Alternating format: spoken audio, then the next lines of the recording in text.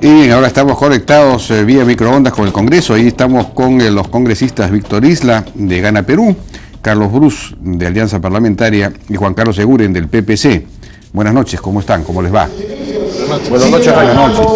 Bueno, yo quería comenzar preguntándole a Carlos Brus, no sé si tiene el micro, no sé si está con el micro puesto. Acá tengo micro, sí. Bueno, la pregunta es general. ¿Se le dará confianza al Premier? ¿Ha satisfecho su discurso? ¿Cuál es su apreciación general, Carlos?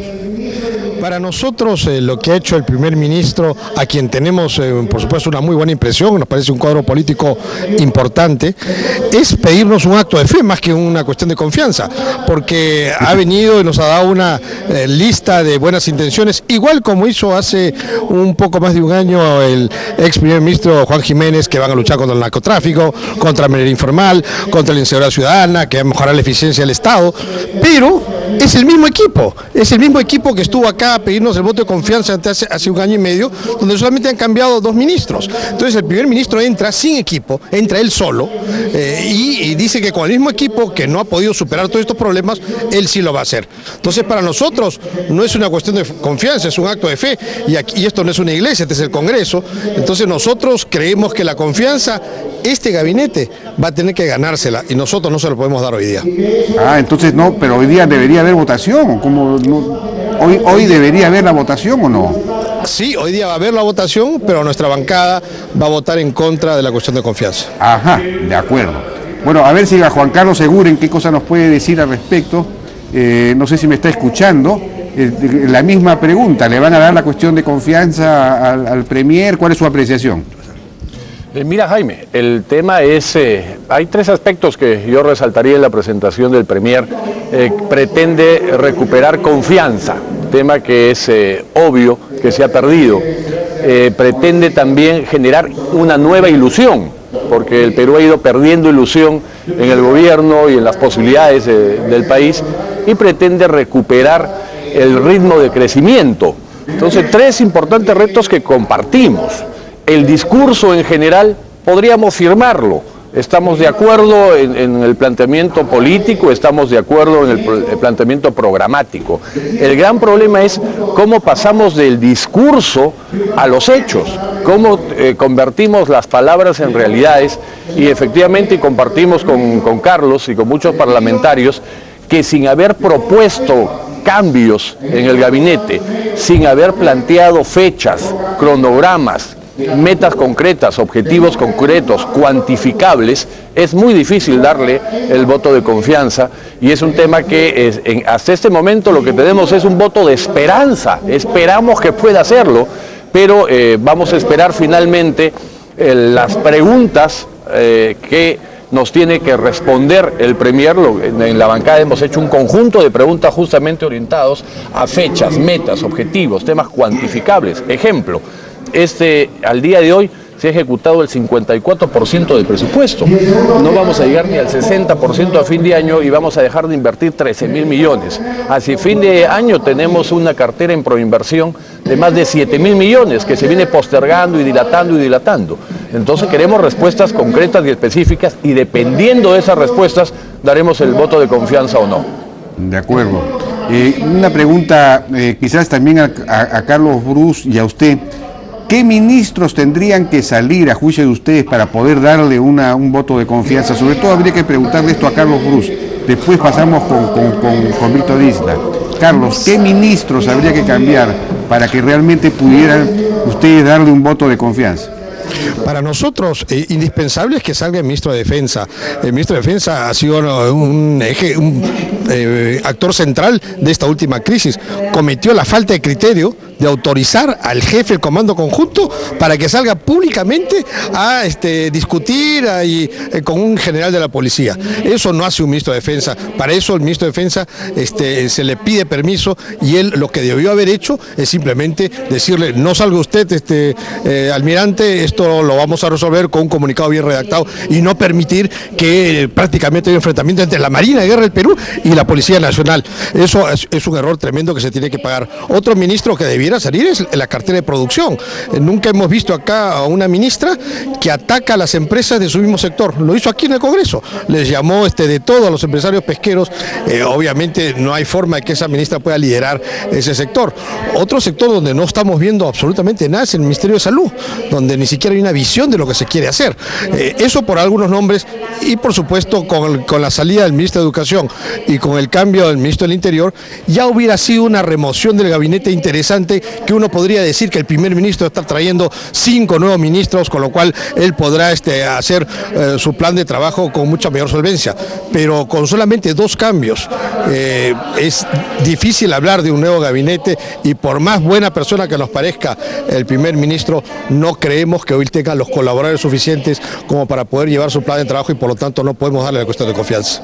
Bien, entonces a ver si le podemos dar el micro a Víctor Isla. Don Víctor Isla, a ver, bueno, ¿qué comentaría usted, qué respuestas tendría ante los comentarios de la oposición que usted está escuchando? Bien, yo primero quiero señalar que yo rescato lo que usted mismo ha indicado, el acuerdo, el gran acuerdo que ha planteado el primer ministro, que se necesita para hacer las reformas que sean necesarias de manera inmediata. No, en este tema de seguridad ha sido claro, primero en hacer un deslinde, de luchar contra este grupo mafiosos que todavía existen lamentablemente, y aprovechar también para señalar que acá rescatamos y defendemos a nuestra Policía Nacional, lo que se ha criticado algunos malos elementos existentes, evidentemente, ¿no? Yo estoy seguro que las bancadas han escuchado con claridad las declaraciones antes del discurso de acá que tenía el Premier, de señalar que le ha pedido al señor presidente con calma hacer una evaluación al gabinete ministerial para luego proponer algunos cambios. Y le decimos por qué, porque estamos a puertas, y lo saben mis 2 colegas parlamentarios, de la discusión de la ley de presupuesto, que ha sido elaborada evidentemente con los ministros actuales, y en ese escenario es importante de ir al debate con este gabinete, pero debemos precisar, y lo recalco, que el Premier ha señalado que va a hacer una evaluación, y eso es un tema a respetar, ¿no? Lo mismo que también en la entrevista que daba el señor presidente ha comentado que el Premier es el que le ha solicitado de esta manera, ¿no? De acuerdo. Víctor, una pregunta específica. El Premier habló de una comisión investigadora que seguramente designará el Congreso para ver el tema de investigar el caso López Paredes, López Meneses y todo este supuesto poder paralelo que hay.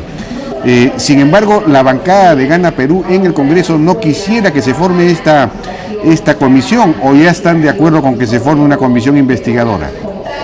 Siempre hemos estado de acuerdo. La propuesta de la comisión, no me olvide usted, fue por el vocero de la bancada nacionalista, Tomás Zamudio. No es cierto que la bancada nacionalista esté en contra. Por ahí hubo algunas especulaciones producto del ruido político, pero estamos totalmente de acuerdo. El Premier lo que ha dicho es que existe una investigación en camino, hay una investigación judicial también que tiene que ver, pero que el Congreso también tiene que hacer su parte. Ahí tenemos una total coincidencia, hay que investigar a fondo de dónde vienen estos rezagos todavía de estas mafias que hacen daño a la democracia. Yo estoy seguro que después de esa década que todos no debemos olvidar, porque eso no vuelve a repetirse, los gobiernos posteriores, comenzando desde el gobierno de transición con el presidente Paniagua, el presidente Toledo, el presidente García, hicieron el esfuerzo, y nuestro gobierno igual, pero todavía no se ha erradicado totalmente. Acá necesitamos un gran esfuerzo, una cuestión de unidad para identificarlos a estos malos elementos en las entidades y poder erradicarlos. Ahí hay una total coincidencia. De acuerdo. Bueno, permítame ir a una muy breve pausa y regresamos con la última parte de esta conversación. Claro que sí. Hace 2 años me diagnosticaron cáncer. El tratamiento que tenía que hacerme era tan caro que hubiese tenido que venderlo todo para poder pagarlo. Menos mal, nunca tuve que hacerlo. Estaba asegurada por RIMAC. Y ahora, felizmente, todo está bien. Contra el cáncer tienes que estar asegurado. Hazlo ya con el seguro oncológico integral desde 32 soles mensuales. RIMAC Seguros. Todo va a estar bien. Gladys Guibré se ganó el $1.000.000 de soles, pero no quiere que la reconozcan. Gana tú también con la cuenta premio del BCP.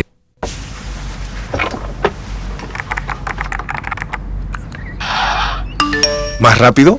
¡Imposible! Entra a aptitus.pe, el portal de ofertas laborales más completo y actualizado del Perú. Estos son algunos de nuestros anuncios. Agentes de seguridad, gerentes de sucursal, televendedores de call center. Aptitus.pe, el portal de empleos con más de 35.000 ofertas laborales todos los meses. Funciona demasiado bien.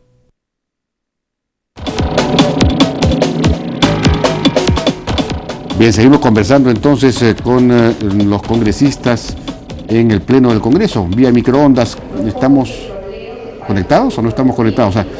Bueno, quería preguntarle a Carlos Bruce algo específico sobre el tema de la seguridad ciudadana. En fin, no sé si tiene algún comentario particular sobre los aspectos específicos que tocó el presidente del Consejo de Ministros. Por ejemplo, él ha propuesto o ha dicho que se requiere un acuerdo político y social amplio para llevar adelante los cambios en la policía y entre ellos, por ejemplo, eliminar el 24x24 al 2016 y eventualmente retirar a los elementos corruptos de la policía. En fin, ¿cómo ve usted la manera como ha enfocado el tema de la seguridad ciudadana? ¿Le parece suficiente? Mira, Jaime, para llevar adelante el 24x24 y para sacar de la institución policial a los malos elementos no necesitas ningún acuerdo político partidario, simplemente haz tu chamba. El 24x24 se ha debido eliminar hace rato. Al Ministerio del Interior le dieron el año pasado 1.000 millones de soles que el MEF le tuvo que quitar porque no fueron capaces de hacer una planilla para poder pagarle a la policía. Y la meta de eliminar 24x24 hacia el 2016, es decir, hacia el final del gobierno, es una meta demasiado larga. Esto debería ser de mucho más corto plazo. Ahora, el ministro del Interior merece todo nuestro respeto, nos parece una persona que va a defender derechos humanos, que no va a hacer tonterías en el Ministerio del Interior, pero que está agarrando la cartera en una etapa muy difícil. La policía está desmoralizada, nada menos que el presidente de la República les ha dicho corruptos y además les ha dicho que no va a haber ascensos este año. Entonces va a tener una policía desmoralizada a la cual ha sido vejada públicamente por el presidente de la República. Si el presidente no lo respeta, ¿qué esperamos del ciudadano a pie de la calle? Tampoco los va a respetar. Bueno, pero dentro de la policía hay muchas redes de corrupción. La policía es una institución relativamente enferma, ¿no? Es decir, ahí hay que actuar. Sin duda, Jaime, pero este afer de López Meneses, ¿ya se terminó la investigación como para que podamos concluir que fue la policía la única culpable? No, la investigación recién va a empezar, así que las conclusiones a las que llegó el presidente de la República me parecen precipitadas y que ha vejado a la Policía Nacional. El ministro del Interior va a tener gravísimos problemas para elevar la moral de la policía y para ganarse el liderazgo de esa fuerza que es la esencia del Ministerio del Interior. De acuerdo. A ver si con Juan Carlos Eguren, preguntarle por el tema de... Por ejemplo, no hubo metas, usted que ha hablado de metas, efectivamente no se mencionaron metas en lo que se refiere a reducción de la pobreza. Y se puso mucho énfasis nuevamente en todos estos programas redistributivos que se han creado o que ya existían, pero no en programas productivos que enseñen a la gente a producir y a generar sus propios ingresos, que es lo que, digamos, defiende la dignidad de las personas. ¿Cómo ve usted toda esta parte del discurso? Mira, el Perú hace 2 años y medio perdió el foco con este gobierno porque no entendió que la reducción de la pobreza, la generación de empleo y la verdadera inclusión social es aquella que se produce a través de la inversión. Si no hay inversión, no hay empleo. Si no hay inversión, el Estado no tiene recaudación que le permita desarrollar programas sociales y promover infraestructura. Entonces, recién ahora pareciese que se están dando cuenta que el presidente de la República, el premier y todos los ministros debieran ser los principales promotores y facilitadores de la inversión. Eso no se ha hecho durante 2 años. Hemos tenido un proceso inercial donde los grandes proyectos han caminado lentísimo, muchos otros paralizados y congelados en proinversión, y proyectos como Conga, Tía María, etcétera, donde el gobierno sencillamente tuvo la política del avestruz y hasta hoy la sigue teniendo, escondiendo la cabeza y no jugándose por sacarlos adelante. ¿Y cuál es la causa, Juan Carlos, de esta lentitud en la inversión?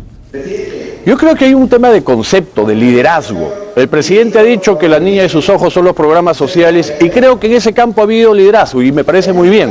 Pero no solo tenía que haber liderazgo en ese ámbito, tenía que haber liderazgo también en la parte que pueda sustentar en el largo plazo los programas sociales, y eso es la inversión.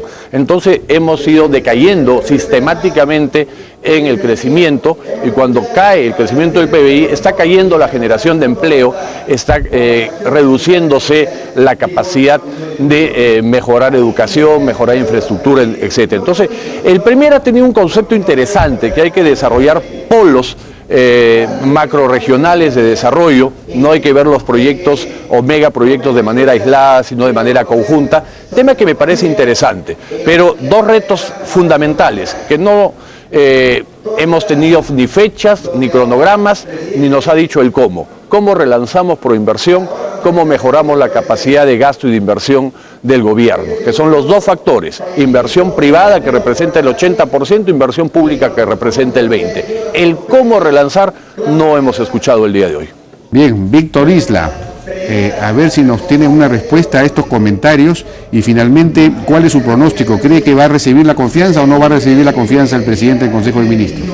Yo estoy seguro que la confianza le va a dar este Congreso, respetando a los colegas parlamentarios que piensen diferente. Yo primero quiero iniciar esta última intervención mía señalando que lo que dice el congresista Bruce no es lo que ha dicho el señor presidente. El señor presidente en ningún momento ha acusado a la Policía Nacional como institución. Es nuestra institución, a todos, que todos debemos defender y a la que todos queremos. Lo que ha señalado es que existe hechos de corrupción evidentemente realizados por malos elementos dentro de la Policía Nacional. Eso de ninguna manera puede ser un agravio o sea un agraviante a nuestra Policía Nacional, que todos respetamos y queremos, o sea, yendo por esa parte, ¿no? Segundo, en el tema que señala Juan Carlos, lo que ha señalado el primer ministro es que se va a destrabar todos estos elementos burocráticos para acelerar los grandes proyectos. No podemos desconocer que lamentablemente venimos de una larga data de desconfianza, producto de hechos que se han suscitado en las décadas anteriores, que no se ha podido recuperar del todo, ni siquiera en el gobierno de transición, ni con el gobierno del presidente Toledo, ni el presidente García, ahora nuestro gobierno, porque precisamente se puso candados a varios procedimientos porque hubo elementos claros de corrupción en esa etapa. Es el momento de destrabarlo.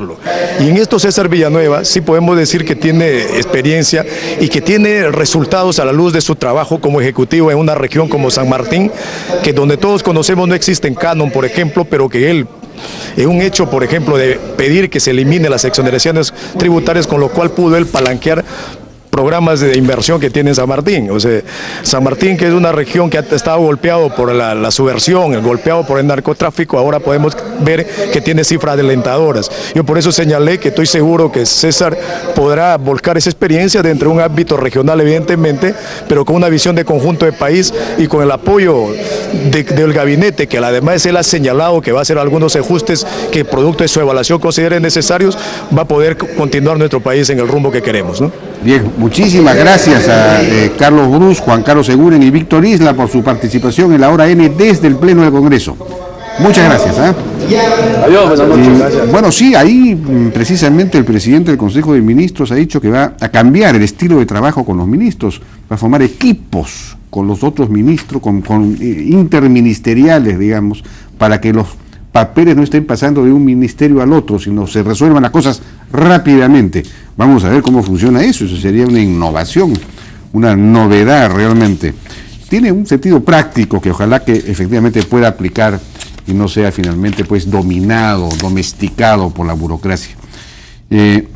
Vamos a ir a una pausa. Vamos a regresar ahora con Liliana Rojas Suárez, investigadora principal del Center for Global Development, para hablar de la economía global y su impacto en el Perú.